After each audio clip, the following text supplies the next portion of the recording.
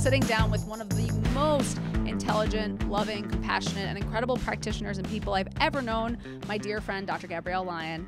Yay, you're freaking here. Yay, no pressure, right? No pressure at all. There's never pressure with you because everything you say is so illuminating for people that every one-liner is going to change someone's life. So actually, if you are listening to this podcast right now, watching, please take out a notepad. You're going to want these gems from Dr. Gabrielle Lyon. So I might call you Gabrielle during the interview. I might call you Dr. Lyon. We might switch through and see what we feel. But Gabrielle is a really close personal friend of mine for many reasons and the type of friend and practitioner you want on your side.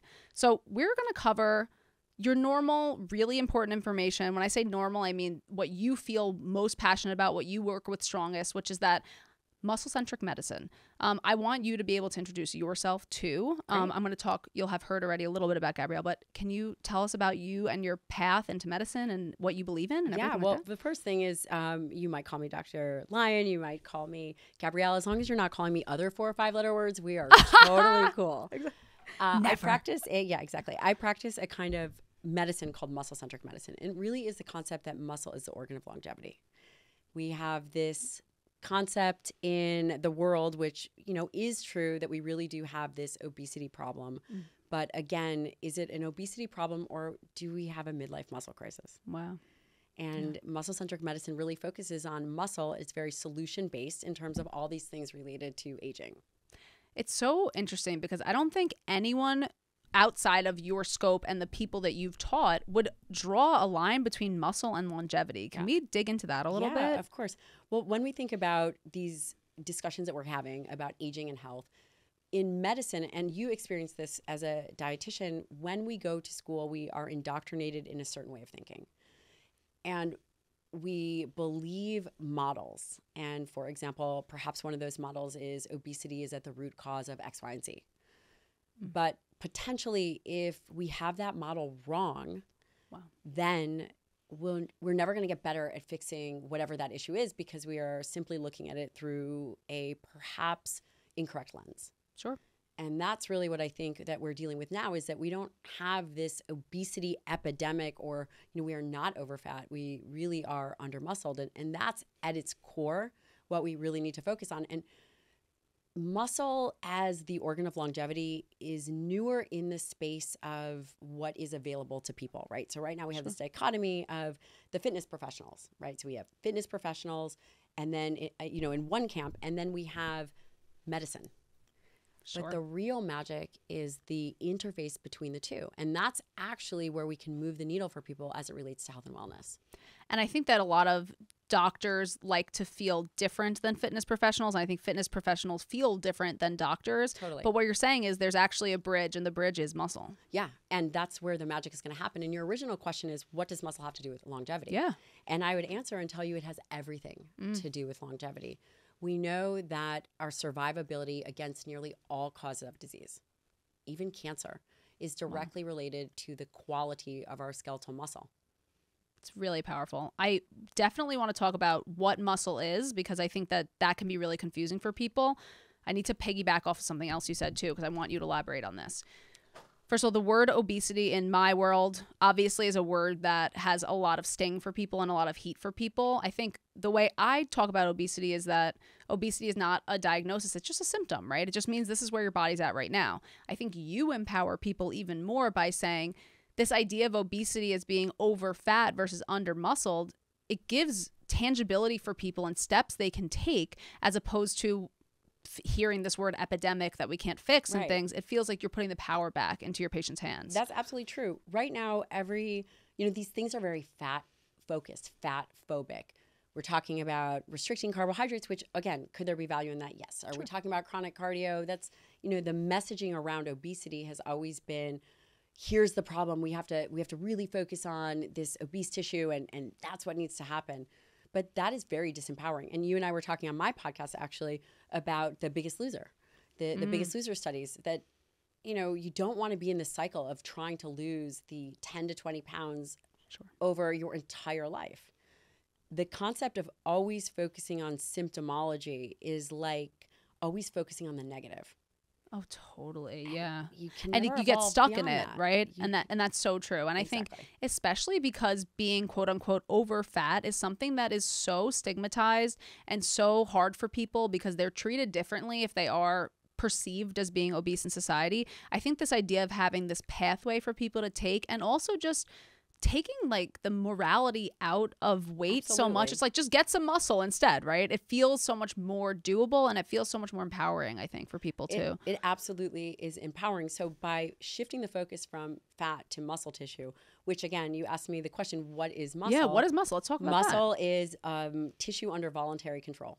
It is there's smooth muscle, which arguably is not under voluntary control, which would be the uterus, right? And of course, there is cardiac muscle, and then there's skeletal muscle. And when I think of muscle, obviously, and many people associate muscle with like exercise and muscle building and breaking down and rebuilding and all of that.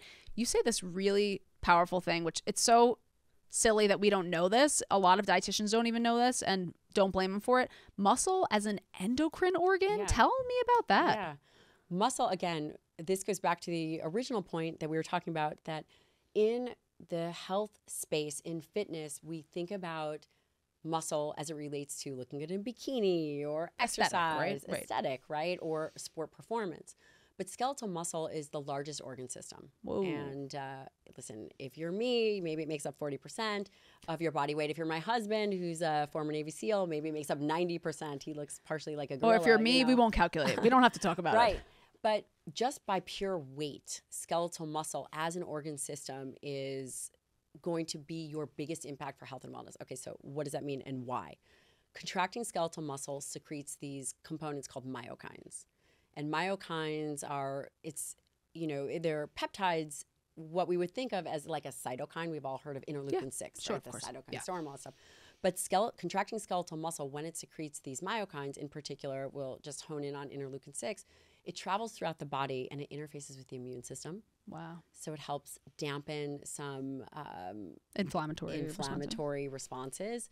It helps direct nutrient utilization. So what does that mean? Carbohydrates, fats. This is very interesting. So it's above and beyond. It's actually what the skeletal muscle is producing above and beyond the actual exercise component, right? Above and beyond the ATP generating activity. And that is really incredible.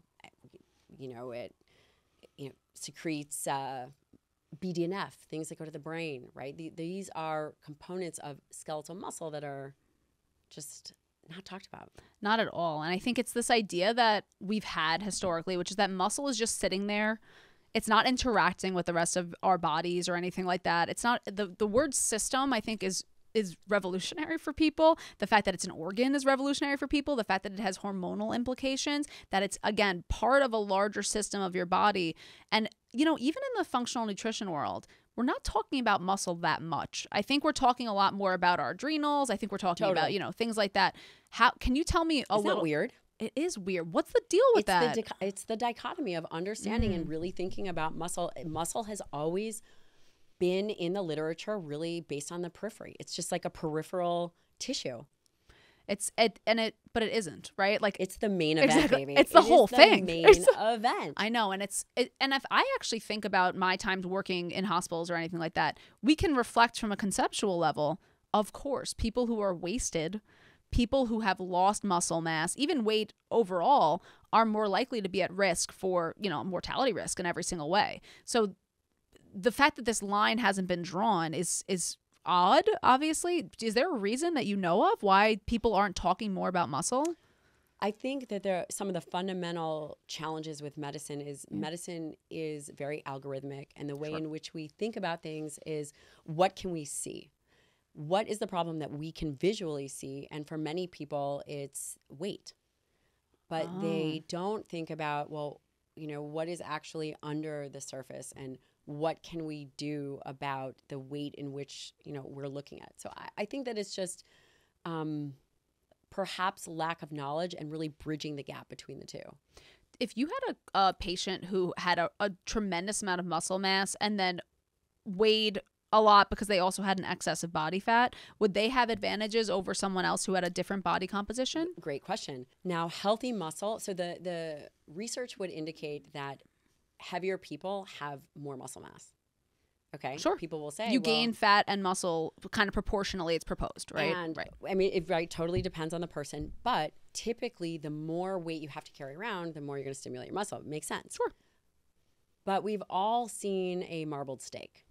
Just because you have muscle doesn't mean that it's actually healthy tissue. And muscle is very important above and beyond exercise. It's very important for glucose regulation, right? It's a primary site for glucose disposal, which is, you know, if you're eating some carbohydrates, it goes to your muscle. Sure. You got to get it out of the bloodstream, move it into muscle. Muscle is also a primary site for fatty acid oxidation. These are really critical things. But again, your question was, is someone who has more body fat and more muscle going to be healthier? Health, really, when we're thinking about outcomes, is there's so many different things. Sure. But I would argue that it perhaps would be better to mitigate weight gain and really focus on the quality of the tissue.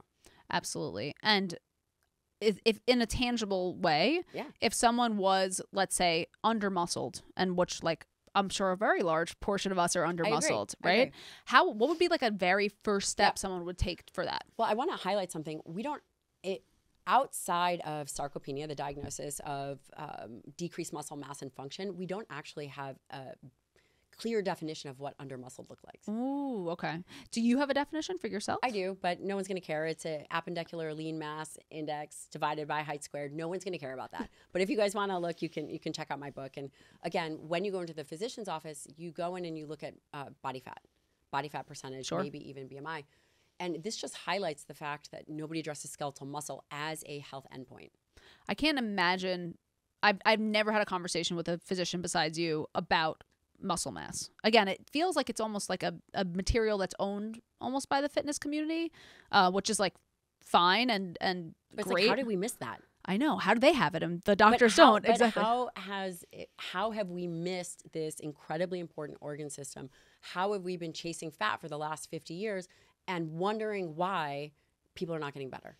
How about, I'm going to pitch something to you too. If I have a client who's dealing with autoimmune inflammatory issues, could there be a cog in the system where the buck stops because they have so little muscle mass that the rest of the system can't be supported? Could this also be important for all functional medicine and nutritionists to hear about? 100%. In fact, there is some data to support that rheumatoid individuals with rheumatoid arthritic conditions and rheumatoid autoimmune conditions can get better with exercise.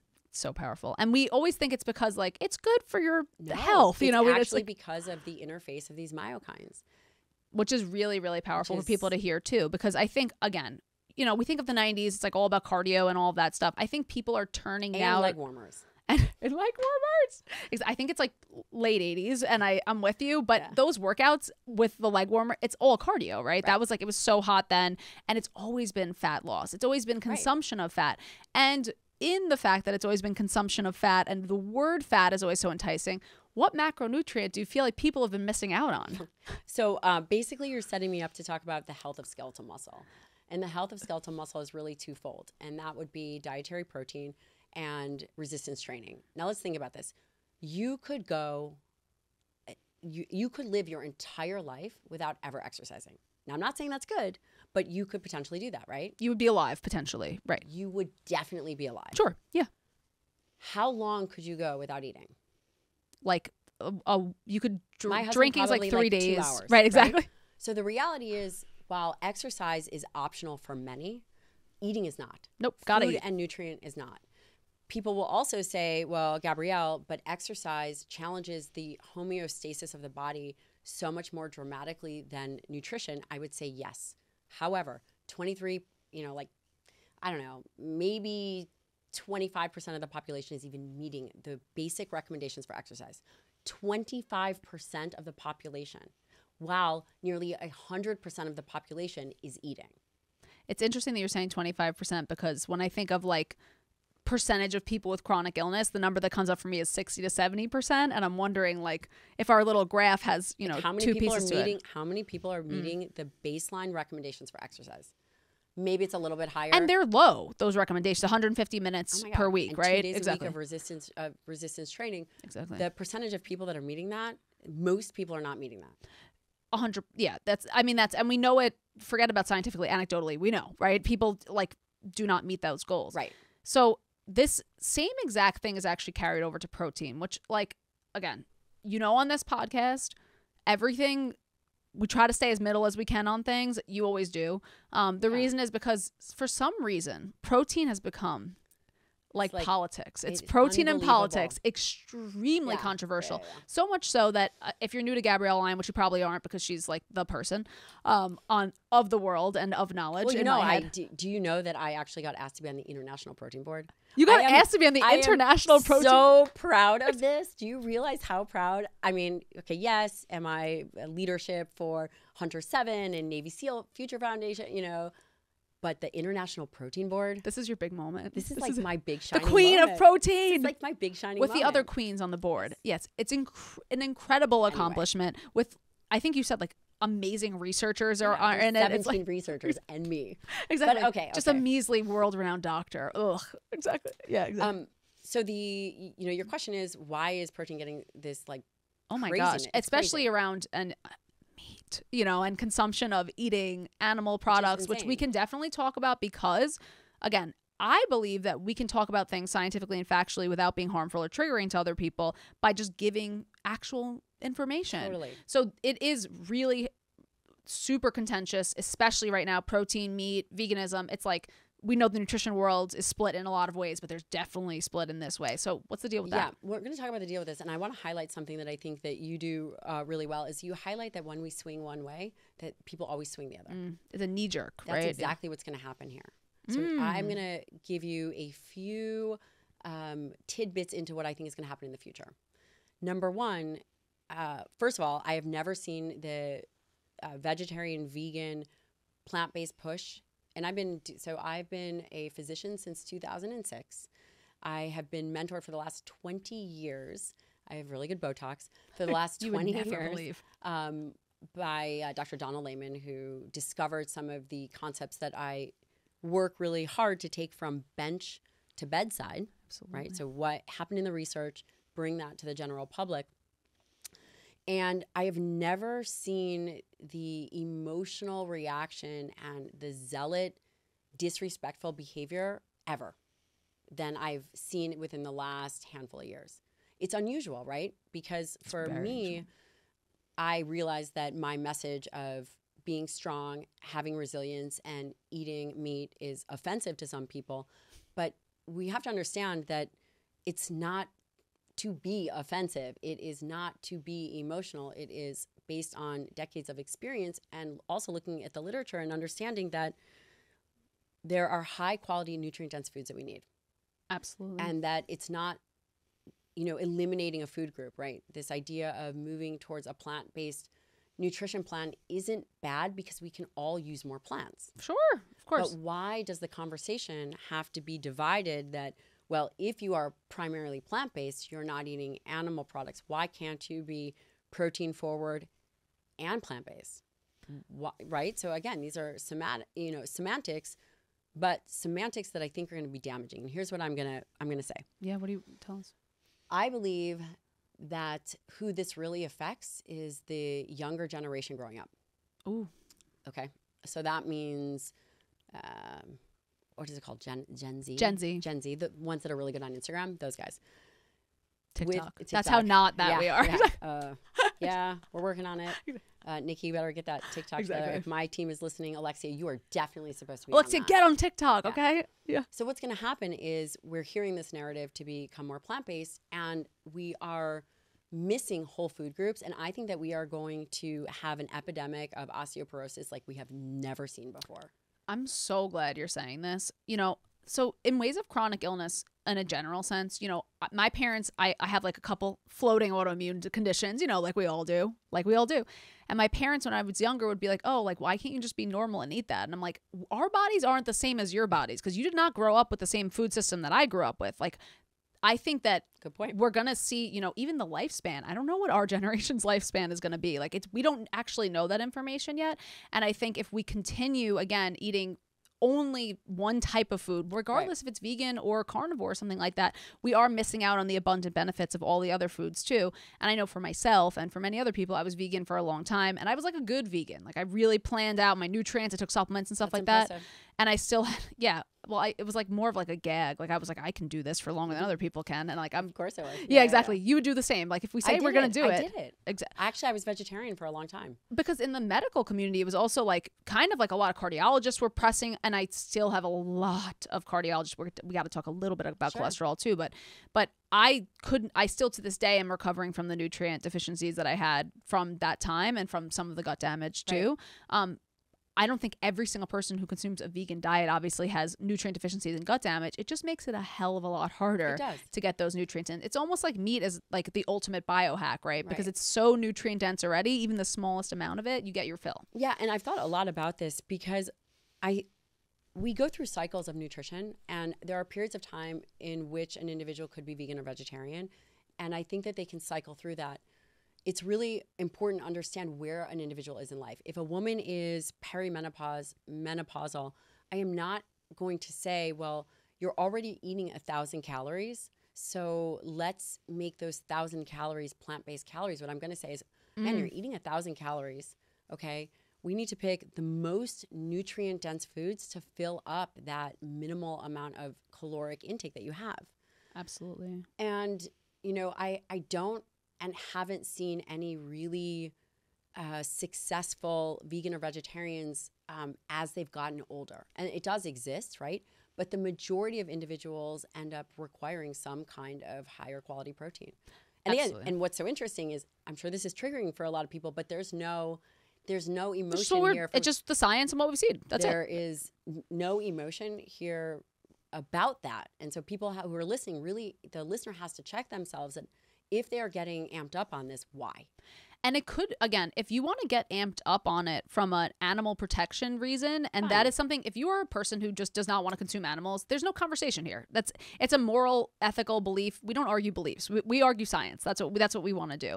And I think that what's kind of happened is that people have these moral, ethical beliefs, and now those are turning into systems of beliefs, and that's what we're seeing, that if you are vegan, you are virtuous and good. That's always been that way. And do you know that?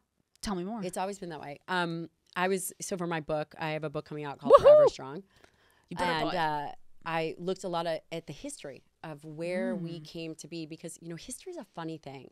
History repeats itself. I hope not in all cases as a Jew, right? Yeah. You're a Jew too. Yeah, same. But history repeats itself. Sure. And nutritional history actually repeats itself. Do you know that in the time of war, so around World War II, 1940s, there were rationings that happened. So millions of soldiers were overseas, and we were there. I wasn't alive. I mean, that would be really, really the best Botox in the world. Ever. Everybody wants to know how I look this good for being. So when you were 25 in the 1940s, yes, is that in the 1940s during World War II they had rationing, right? And it was taking all meat, not all, but like the majority of meat, butter, eggs, and shipping it overseas to feed the soldiers.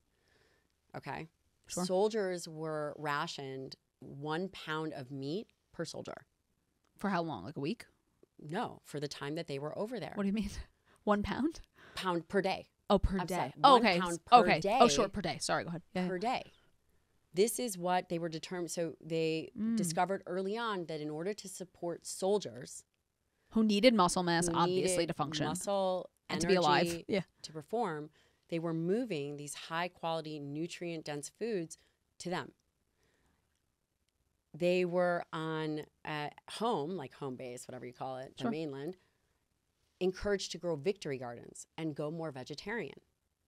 Wow. To provide the nutrient-dense foods to the soldiers. And that became also, I'm assuming then, if you did or didn't contribute these nutrient-dense things to soldiers, again, it becomes a morality issue for people too, and so right? Then Kellogg and people, you know, these food companies had to figure out ways. Okay, so how are we going to feed people at home? This became very carbohydrate dominated, very package dominated. But what's so interesting about that is that food was used as a sign of patriotism. Food was used as a way to be virtuous and an American, right? Like an American. Sure. And I think that what we're seeing now is almost self-imposed rationing. It's a different message. So it's a same outcome, different message. Eat more plant-based, go, do this, and the meat should go to somebody else. Isn't that interesting though? So now so in the 1940s, you see what's happening here, and this was about war, okay? Now what we're seeing now is it's the same outcome wrapped in a different message. And the message is, don't eat animal products, don't eat meat because it's bad for the environment. It is the same exact message. And I have to say, it's now my brain's going up. While we're in World War II, one of my places that I live in my brain much of my life, there are really powerful studies that have showed that, grandchildren of Holocaust survivors who obviously went through extreme food restriction, not self-imposed, have later on self-imposing food restrictions. I almost wonder if there's not only a cultural element of this, but maybe a genetic element that's passed down too. So this self-imposed restriction as it comes to meat is a fascinating idea. Can we dig into that a little bit more? Yeah, tell me about that. So, the quality of nutrition is a luxury. Absolutely. The current recommendations for protein really take into account a lot of things. Old nitrogen balance studies, which nitrogen balance is never an outcome for health. Like that's all the protein studies with the nitrogen balance. But I mean, nitrogen balance is not an outcome. And then you have to take in consideration the World Health Organization and how are we going to feed people globally? Of course. And these are real concerns. The challenge is here in the U.S., we have an overabundance of food. We have the opportunity to eat animal products. We have the opportunity to eat red meat, lean red meats, all these things. And it's so crazy to think that we are criticizing people for doing that. We're trying to lower our quality of our diet from a self-imposed place. And that's where I think education becomes really important, and understanding that it's not this dichotomy, that it really needs to be, how can we get a better plant-based diet, right? So the diet right now is already 70% plant-based, whether it's pizza, potato, or whatever. According to NHANES data, it's already 70% plant-based. So how do we change the scale of improving the quality of the plants, but also understanding that, for right now, 30%, even though animal products are only 30% of the food that we're eating now, it contains the majority of our nutrients. Calcium, zinc, selenium. So when we think about what does the science say, how do we incorporate whole foods and high quality foods and understand that perhaps we might be being misled? For sure. And we don't even need to know who we're being misled by. We just need to know the current actual facts, which are telling us that, nutrient wise, incomparable vegetables versus meat. The density of nutrients. Right. We know plants are mostly water based, right? So it's like, of course you're going to get some of those water soluble nutrients, but meat has, protein, fat, and no carbs, but protein and fat in it, which again, carnitine and serine, exactly, creatine, fat soluble vitamins that we can't get, some of the water soluble vitamins that we can't get from plants, which again, neither of us are refuting. We're not saying go carnivore today and not consume plant foods at all. We're saying there must be a balance. Again, you said something which I think is very astute of you. I really do feel middle ground about the way in which food can be inclusive. It's so silly that I even have to have this conversation. And the idea that we would eliminate whole food groups and that red meat is bad for us, especially when you're thinking about lean red meats. Of course, yeah. I would argue that excess calorie consumption overall is bad for us. I would argue that excess body fat is bad for you. I would argue that outcomes of excess calories is an issue. Sure. I would not say, red meat is bad for you. I would not say, this one food is bad for you. I think that that's a very reductionist view. And when we have reductionist view, it just shows a level of incomplete thinking. I love the word reductionist when it comes to nutrition. It's so true. It is incomplete thinking, because when other people are giving you morality or virtue signaling sentences, you actually lose your ability to think critically when you absorb them. Yeah. And that's if you think critically or apply science, I think every functional nutritionist and every functional doc comes to the same conclusion, which is that meat is super nutrient dense and we need nutrient dense things, to make life easier. The nutrients that you find in meat help your organs to run more efficiently. So, we're agendaless. I get no benefits of being pro anything nutritionally. And I think both of us work really hard to remove biases and just see what actually works for people. So I would say if you are a vegan, you just got to work like 10 times as hard. You can totally do it. You can do it. You just have to work really hard. So I really like efficiency for clients too. I think this idea that we eat too much meat is just literally wrong, and a lot of this is just literally wrong. Can we talk about just statistics and timelines? So it's about I think that we've reduced our red meat consumption at anywhere between, I think it's about 40%. I think it's over the past 30, 40 years or something like that. Reduction. I know it's this chart I can imagine in my head. I don't know the exact year it starts, but yeah. Poultry is like gone up a little bit, and meat has gone down drastically. Yeah. And heart disease, obesity have all gone up. So if it was, I mean, again, cause, there's correlation, causation is, can you say, okay, well, heart disease and obesity have gone up, but red meat consumption has gone down. But somehow red meat is to blame for cancer. It is to blame for, you name, I don't know, just pick 15 different things in red meat. Let's talk about Ansel Keys. I'm kidding. Let's not talk about Ansel Keys. But I think we know some of the derivation of this idea that meat and saturated fat and cholesterol has been. But what happens, but let me ask you this. What happens if you have a lean piece of red meat? Where there's like less saturated fat. So then is right. So even if the concern is saturated fat or cholesterol, and by the way, I usually don't go into the fridge and I go, on my top list of food today is going to open up the fridge and eat saturated fat. Exactly. Like, who does that? No, we have to think about food as a food matrix and not nutritionism, which is when you look at only one piece of one nutrient as the understanding. Exactly. I mean, I'm pretty sure there's saturated fat in chocolate too. It's also, we know meat is so satisfying that when people, that's the miracle that our clients and patients see is like, they're like, wow, I feel so full from eating it. And it's like, yes, because it's like actual filling nutrient dense food. Your body actually needs those things. But over time, we're consuming less red meat than we ever have before. And our rates of chronic illness are, the only word I could use, skyrocketing as time goes on. But we still cannot get it out of our head that cholesterol and saturated fat from meat specifically cause heart disease. Why is this so ingrained? Why can't we shake people of this? I think it's a good question. It's kind of like things die really hard, right? Yeah. So if there's an idea, like cholesterol has been taken out of the guidelines, right? So in 2015, there was a recommendation for cholesterol, which has since been taken out. It was like less than 200 milligrams per day or something. Been taken out of the guidelines. Yet it doesn't seem to have reached the masses or even the physicians. No, it certainly hasn't. But that means for decades before then, there's been a restriction on cholesterol.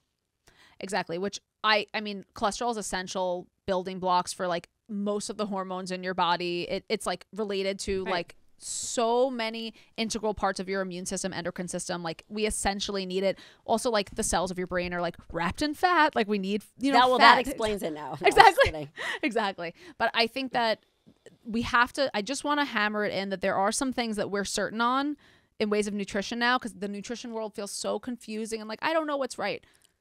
We're good on the cholesterol eggs thing. Are okay we're good to eat. Your body generates its own cholesterol. Yep. Individuals that 75% of the cholesterol comes endogenously. There you go. Our own body creates it. There you go. And there is a set point for that. People typically have a genetic set point.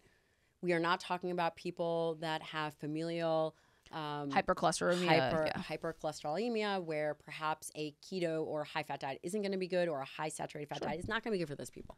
But the majority of people, the most important thing is to eat in a calorie controlled manner, is to not overeat. Sure. And I think an easy way to accomplish that, again, because calories aren't my game as much as they're your game, which is like totally fine, is eating more nutrient dense and filling foods will naturally allow you to eat in a way that's more conducive for weight loss if you want it to be. It doesn't even have to be so straight up that you're calorie counting. In Gabrielle's world, it totally might be. For me, it's just you're eating foods that you're actually full, and then you don't reach for the hyperpalatable foods that are created to make you overeat. I mean, these food manufacturers actually like attach electrodes to people's brain and find out the exact reward response that you'll have from eating a certain food. Meat is not one of those things. We get an extreme satisfaction from consuming it, but there's no one I mean, we can say there's engineering in ways of antibiotics and growth hormones and all Right. those things, but it's the food that we have historically eaten that has kept us alive as a species. I want us to be, you know, a little less harsh on, especially. Are there any other foods that get as bad of a rap as red meat? I'm just curious.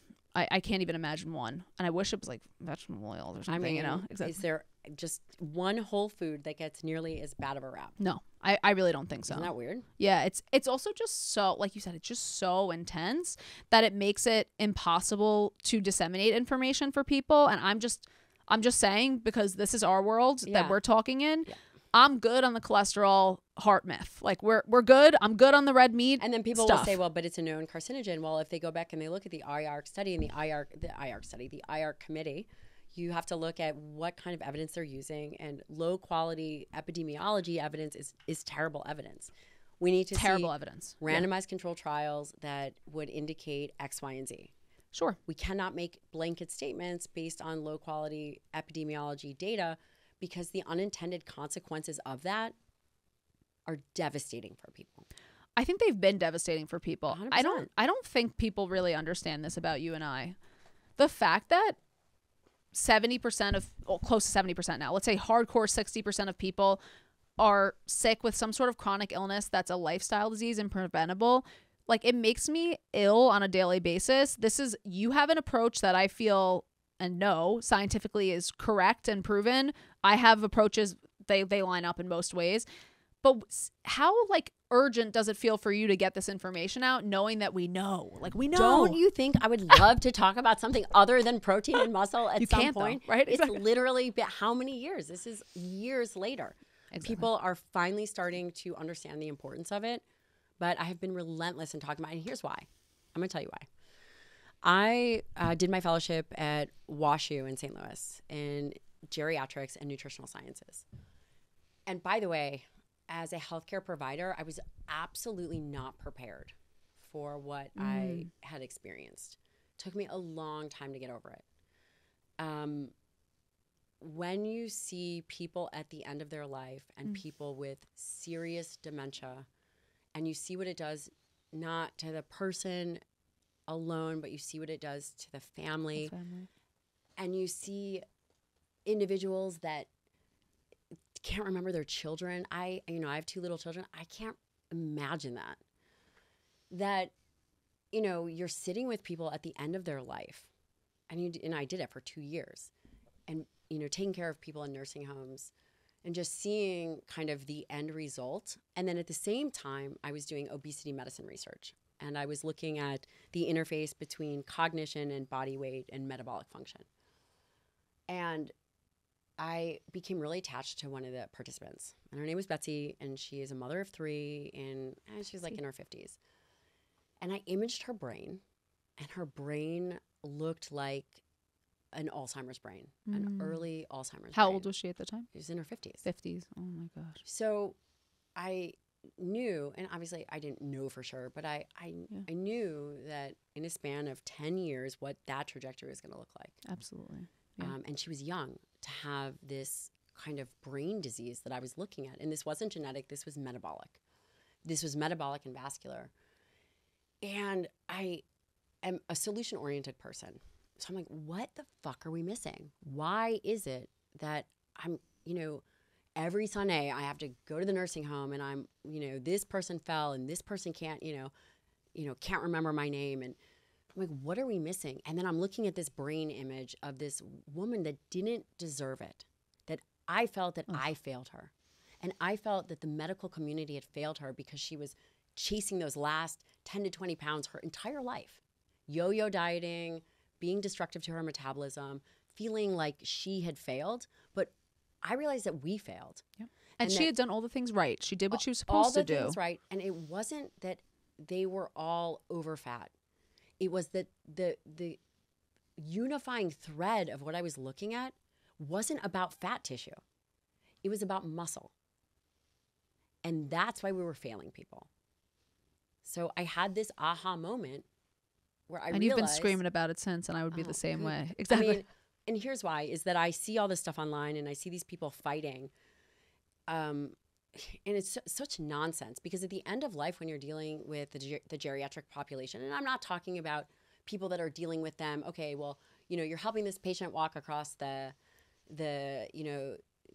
maybe, you're helping them walk across the hallway for an hour a day. I'm talking about the physician provider who is sitting there with the family, yep, dealing with this, this little individual who is completely a shell of themselves. Okay. It really changes your perspective of, if you have the capability to help, you better do it. Absolutely. And so powerful. Thank you. So I realized that it's about the people in the middle. It's about right now, which is why I'm so vocal on social media and why I'm so vocal. I am not fighting for the people that are fighting amongst themselves. You guys want to do paleo? Fine. You want to do keto? I don't care. Well, you guys are all arguing. Are you really arguing because you care about the end result? No. You're arguing because you want to be an influencer. You want to do X, Y, and Z. You're not arguing because you've been on the bedside of these dying patients. Sitting next to someone and holding them through the darkest moment of their life. That? More times than I would ever like to remember. It took me years to get over what I saw. Absolutely. And so, right now you've got, the 20 and 30-year-olds fighting about, well, I'm going to be plant-based and I'm going to be this. And what they don't understand is the information then trickles down to their parents. So let's say I had Betsy, and Betsy is listening to this narrative about how she should, from TikTok, which is like true, whatever, that she should now, decrease her protein intake and go plant-based. Any chance I had to help her now drastically diminished. Yep. Doesn't mean she couldn't do it. But my chance to actually... Especially if she thought she'd be a bad person if she did it, right? So this is why, you have all these like people arguing in the middle. I don't care about them. What I care about... Argue amongst yourselves. Go, you're going to go fight for people's lives instead. Yeah. Who we have to address is we have to be able to have clear conversations, transparent conversations, to protect the people in the middle. I don't care. You guys can fight amongst yourself. But the other people that are looking to do better and are so confused. If you are one of the people who actually wants to change your health, this is the direction to be in. Because we're not going to sugarcoat it to help someone. We're only going to actually help someone. First of all, I can't thank you enough for sharing that story. And I've actually known about Betsy from you before too, because it really moved you on a personal and professional level. I mean, so much. Imagine? No, I actually worked in nursing homes the reason I am a functional dietitian is because I worked in nursing homes too for 2 to 3 years. It was, so my last stop, I'm never ever going to do this and can never do this again, was I was giving, so part of the protocol for dietitians in nursing homes is that if there is noted weight loss in especially dementia patients, I had very advanced dementia patients as well. If there was noted weight loss in them, you have to show that you're providing an intervention, because obviously like weight loss, 10% times 6 months, you need to put an intervention in place and prove that you're doing something. What are the interventions? Ice cream. Ensure. Ice cream, Ensure. Which is fine. Listen, at that point, but I can appreciate for me, knowing that any of those foods could influence them, even quality of life for a day, was enough to make me ill. I mean, like the same way you're feeling, like I don't like being principled as a person. I like just to do the right thing and not be principled. But for me, I'm like, we know, okay? We know what's causing disease now. We know that hyperpalatable, highly processed foods, omega-6 fats, high sugar is driving a lot of these issues. And in that, meaning we're not getting the protein in our diet too. So the two sides of the same coin, right? Right. Knowing that and being a normal, empathetic person, people can understand why we are screaming about this stuff all the time and why. Listen, as soon as everyone gets it, I'm talking about something else. Exactly. Talk about but we need everyone who's waiting for us to get it Yeah. is waiting for us to hear it to get it, because I can't, both you and I are like super similar personality types too, which is that we want to be that person for people and be able to support people. I cannot express enough how much what Gabrielle you are saying is factual and how much it is not an interpretation. I mean, these things are factual. We are good.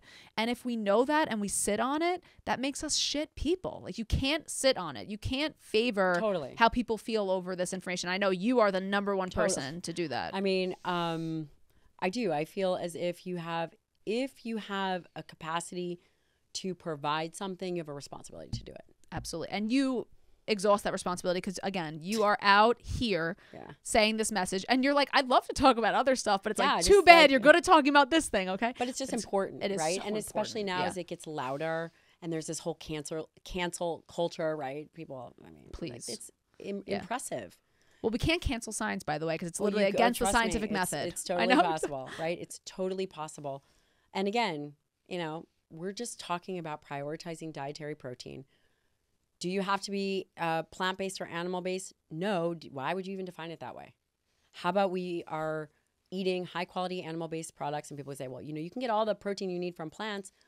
Okay, try to do that for an 85-year-old demented patient. Good luck. Let me know how that goes. Who, by the way, have more cravings for sweet stuff, lower tolerance for salty foods and things like that. It's just not really, really hard. Yeah. I believe that the negative outweighs the positive.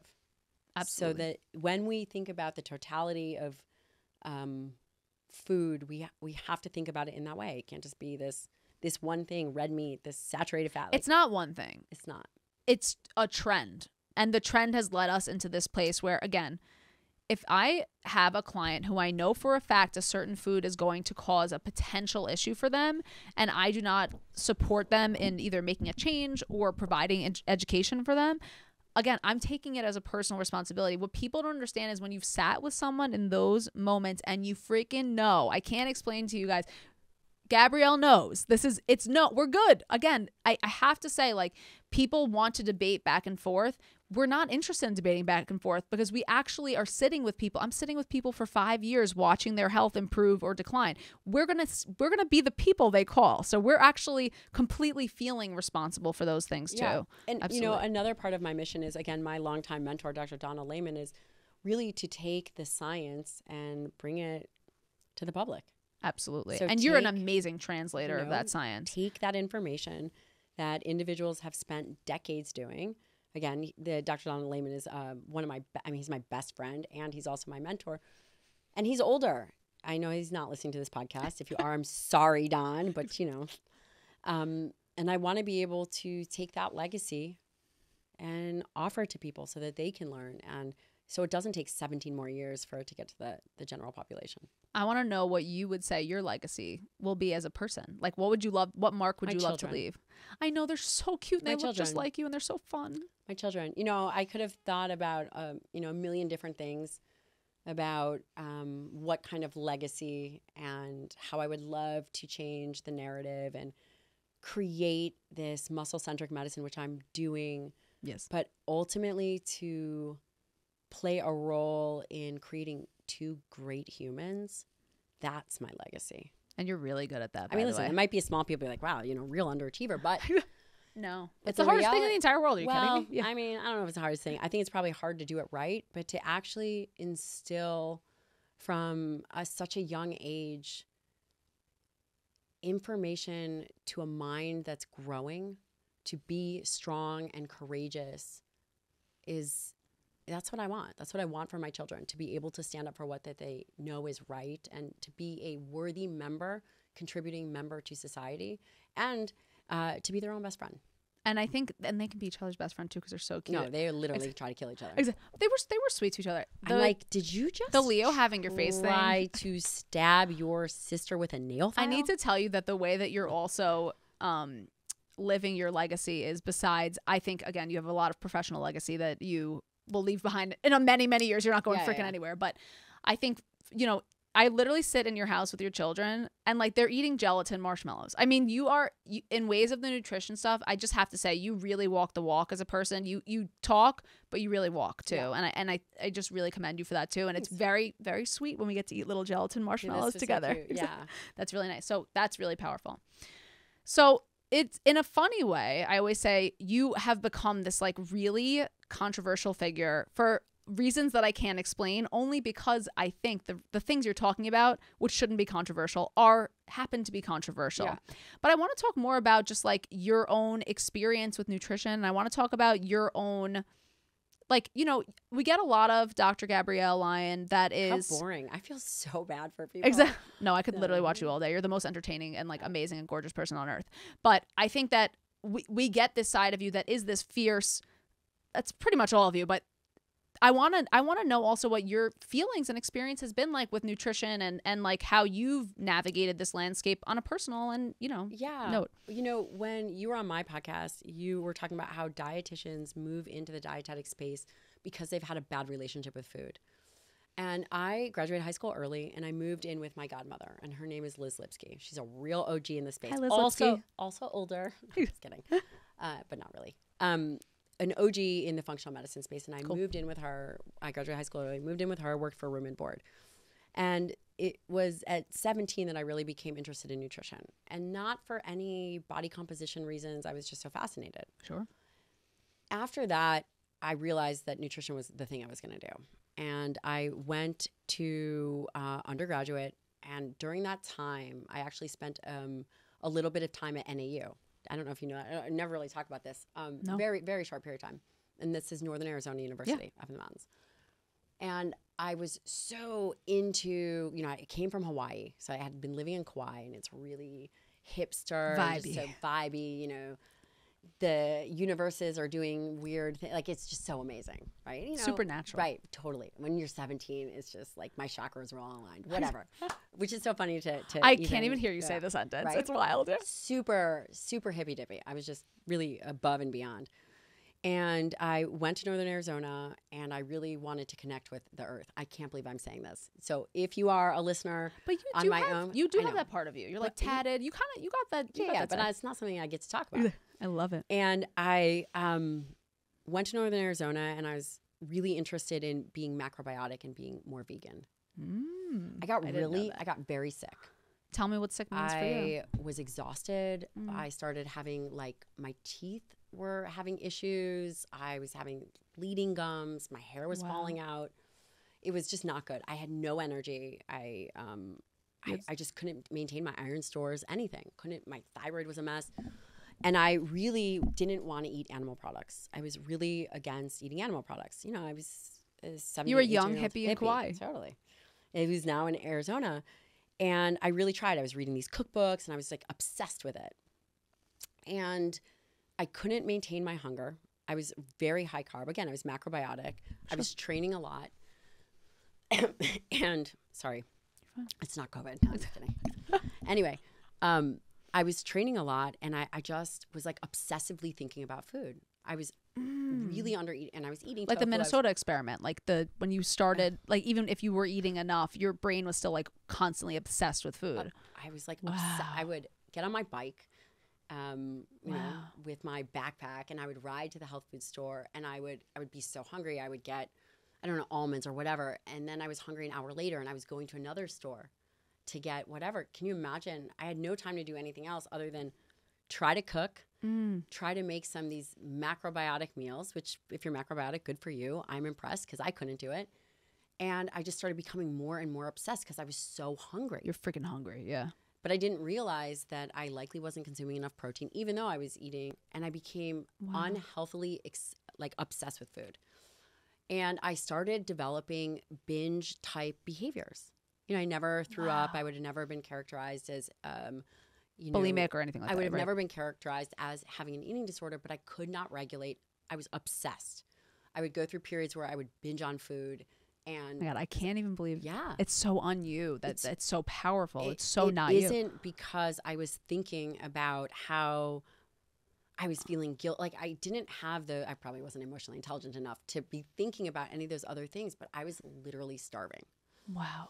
I need to hold you for a second because, first of all, thank you for sharing that with us. It is something that you probably have not shared before, and so I need to thank you for your vulnerability. Yeah. There's something so meaty in what you just said.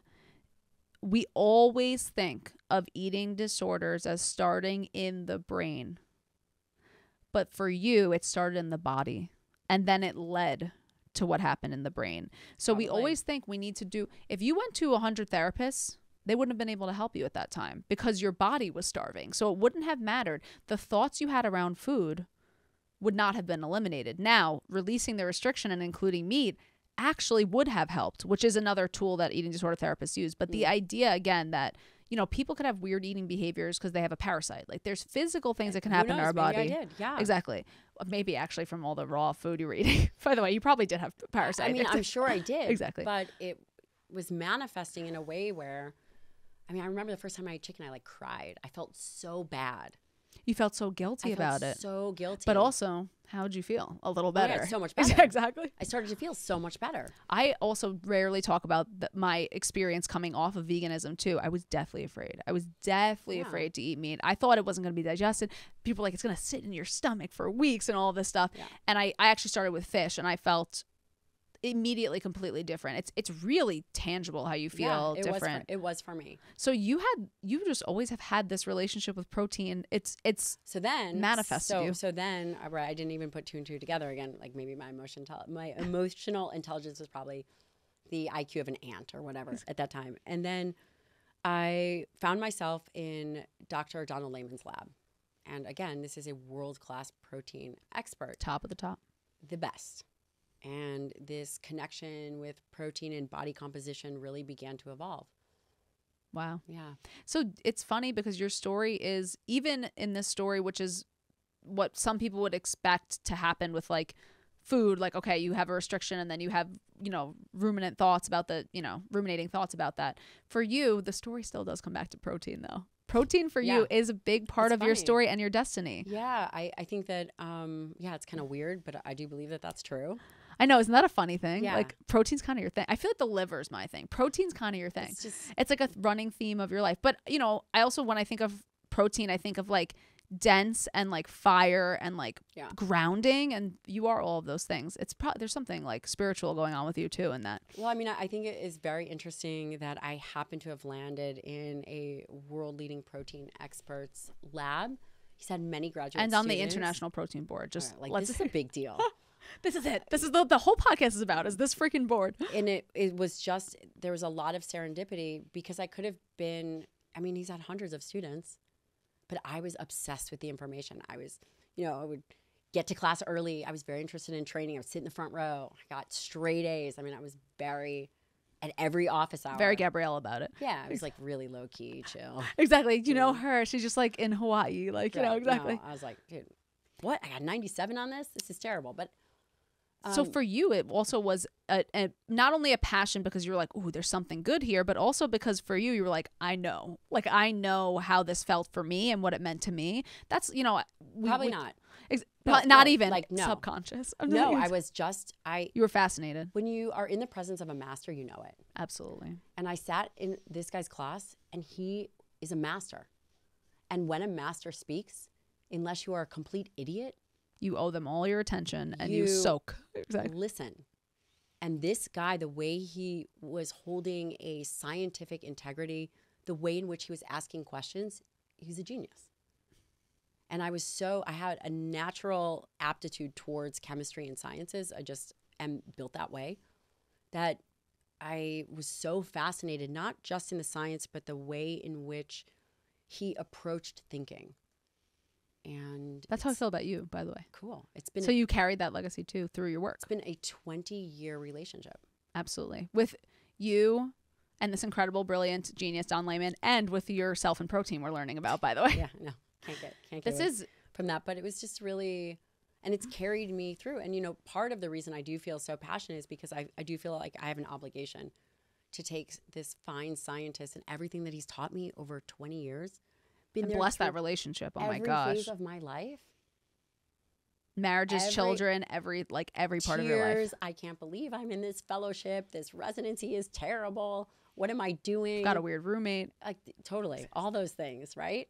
Exactly. And I think that what is often missing is people don't have those kinds of mentors anymore because they're distracted, they're on their phone, they're doing whatever they're doing. I think people also get, so this is a really, really cool thing about you. Let me just tell you what's cool about you. Is that a lot of times people, and I see this a lot in the nutrition world and the medical world, they get so into their thing that they actually don't look at the research outside of it. And I don't feel that way about you at all. You are a true blue functional medicine doctor on top of everything else. You have muscle-centric medicine, of course, but you're not ignoring other conditions that people have, which I do see, which is that a lot of the more specialized we become in nutrition and medicine, the less we can look at the big picture. The way you do things so beautifully is you look at medicine as a part of the whole picture, muscle as a part of the whole picture, and as opposed to just looking at muscle as what it does. It's like, how does muscle influence every single other part of our lives? And this is where I think it's really important to be a well-trained physician and practicing within critical thinking skills within your scope of practice. So I did 2 years of psychiatry at the University of Louisville, and then I did 3 years of family medicine at North Shore LIJ, and then I did 2 years of a clinical fellowship that was research and patient care. That is a lot of experience. And then 20 years of patient experience also, doesn't hurt. Altogether, listen, I don't recommend that pathway for anybody. Exactly. You literally need to just go out and throat punch yourself immediately before you do that or consider that. But yeah, it's a lot of practical experience, which allows me to think critically and be a really good doctor. At least I think you are an exceptional critical thinker. Amongst other things, you're bold and brave and fearless and brilliant, but you're an exceptional critical thinker. So I want to just say one more time, Gabrielle, people are listening to this. Can you tell me 2 things that you know for a fact after your extensive experience, after helping thousands and thousands of people? What do you know for a fact about nutrition? 2 things. Does it have to be about nutrition? Can it be about health? Oh, I love it. Go ahead. Train hard. To exhaustion, would you say? If you think that you have it easy for yourself, train hard. In your youth, train hard. Get into the ability and mindset to push yourself. I think it's physical and mental training. Never the mental follows the physical follows the mental. Train hard. Protect that body armor. Build it. Beautiful. You are never going to regret being as fit as you possibly can. And to me, that is lifting heavy things. Sure. Or fine, if you can't lift heavy things, lift not as heavy things, but lift it to something. Perceived failure, okay? Train. The second thing is prioritize your dietary protein. Just do it. It's important. It's true. It's fact. Your first meal and your last meal of the day are your most important as you think about prioritizing protein. Do you want to give I know you have a number you use for 1 gram per pound ideal body weight is my recommendation. Ideal body weight, meaning, again, if you're occupying a larger body, the weight that you would be in an ideal scenario, we'll call it. Right. Yeah. Which you might not know, but so if I'm 110 pounds, I recommend 110 grams of protein. I know a lot of people listening are like, woo, that's a lot of protein. But totally achievable, and actually your Instagram is a wealth of information on how to get protein. By the time this airs, we might be starting the 28-day protein challenge as well. So definitely we just launched one. When is this airing? This is going to air probably end of January. When does this start? I think around that time, January 19th. I think people can jump in at this point. Okay. And if not, I'm sure you're going to run it again. But really amazing recipes, the importance of protein, everything like that. Where can people keep learning from you? Yeah, Please. my website, Dr. Gabrielle Lyon. I'm obviously very active on Instagram. I have my own podcast. It's shockingly called the Dr. Gabrielle Lyon Show, which is so embarrassing. But the reason I named it that is so people could find it. YouTube, all the things. I have a great team. We have Colleen Johnson, this amazingly capable PA. Brian Stepanenko is my lead physician, former military. Just have a great team. Peter Roth. Incredible team. Alexia, Kylie, like the whole crew. Yes. And so if people want to work with you one-on-one, they can go to your website, and there's different pathways they can do that. They can also work with the other doctor or PA in your practice too. In order to work with me, you have to know someone, and it needs to be a referral. So if you know someone, or you can apply. People know me now. This is the problem. Okay, there you go. So you can apply. Because I don't. It's a purely referral based practice. My other team members are amazing. I've trained them up. They are incredible, and they're practicing muscle-centric medicine with the same principles, and they of course have their own certifications, licenses, everything that they need. Of course, to practice too. Everything is top notch. If I'm a practitioner and I want to learn from you, can you tell me about how I might do that? So I will be launching a practitioner program. Also application only. So they're going to have to get through. They're going to have to be interviewed. Okay, you guys, I'll be your referral for this too, but I can't guarantee you'll get through. Yep. So that will be amazing. And then Instagram's an easy way, and it's Dr. Gabrielle Lyon. Yep. And we have some like training programs. They can go to my website. A challenge. I'm launching a meal plan with daily dose. Oh, yes. A Forever Strong meal plan. I'll send it to you, actually. Okay. that's fantastic. I can put it in the show notes. That's perfect. Send it to Daily Dose is an incredible meal delivery service that I also use and recommend with my clients, and in Wellness Map too, to help people. Really high quality meat, really delicious on top of everything else. And you have a specific program.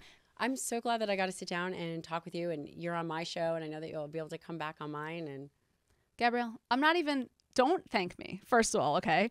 You are a freaking rock star who every single day of your life puts yourself on the line to help other people. It is the honor of my life to have you on my show. I really, really mean that. I cannot thank you enough. And I know that my clients, listeners, will get so much from you. Every word out of your mouth is gold mine. Please follow her on Instagram. Especially the swear words. Exactly.